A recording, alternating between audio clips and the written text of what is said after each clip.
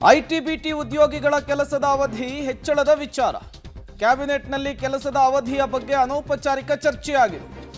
ಈ ಬಗ್ಗೆ ಸಂಪುಟ ಸಭೆಯಲ್ಲಿ ಸಚಿವರ ನಡುವೆಯೇ ಭಿನ್ನಾಭಿಪ್ರಾಯ ಮೂಡಿದೆ. 14 ಗಂಟೆ ಕೆಲಸದ ಅವಧಿಯ ವಿಸ್ತರಣೆಯ ಮನವಿಯ ಬಗ್ಗೆ ಸಭೆಯಲ್ಲಿ ಚರ್ಚೆಯಾಗಿರುವಂಥದ್ದು.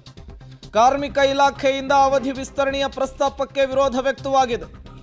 ಐಟಿ ಪರವಾಗಿ ಮಾತನಾಡಿದ್ದಾರೆ ಸಚಿವ ಪ್ರಿಯಾಂಕ್ ಖರ್ಗೆ ಅವರು. 24 ಗಂಟೆಗಳಲ್ಲಿ 14 ಗಂಟೆ ಕೆಲಸ ಮಾಡಿದರೆ ಹೇಗೆ? ಮನುಷ್ಯನ ಮನಸ್ಥಿತಿ ಏನಾಗಬಾರದು ಅಂತೇಳಿ ಕಾರ್ಮಿಕ ಸಚಿವ ಸಂತೋಷ್ ಲಾಡ್ ಕ್ಯಾಬಿನೆಟ್ ಮೀಟಿಂಗ್ನಲ್ಲಿ ಪ್ರಸ್ತಾಪಿಸಿದ್ದಾರೆ. 14 ಗಂಟೆಯ ಅವಧಿಯ ವಿಸ್ತರಣೆಗೆ ಕಾರ್ಮಿಕ ಸಚಿವ ಸಂತೋಷ್ ಲಾಡ್ ಮೀಟಿಂಗ್ನಲ್ಲಿ ವಿರೋಧವನ್ನು ವ್ಯಕ್ತಪಡಿಸಿರುವಂಥದ್ದು. ಐಟಿ ಕಂಪನಿಗಳಿಂದ ಉದ್ಯೋಗದ ಅವಧಿಯ ಬಗ್ಗೆ ಮಾಹಿತಿಯನ್ನು ತರಿಸಿಕೊಳ್ಳೋದಕ್ಕೆ ಕ್ಯಾಬಿನೆಟ್ ಮೀಟಿಂಗ್ನಲ್ಲಿ ನಿರ್ಧಾರವನ್ನು ಮಾಡಲಾಗಿದೆ.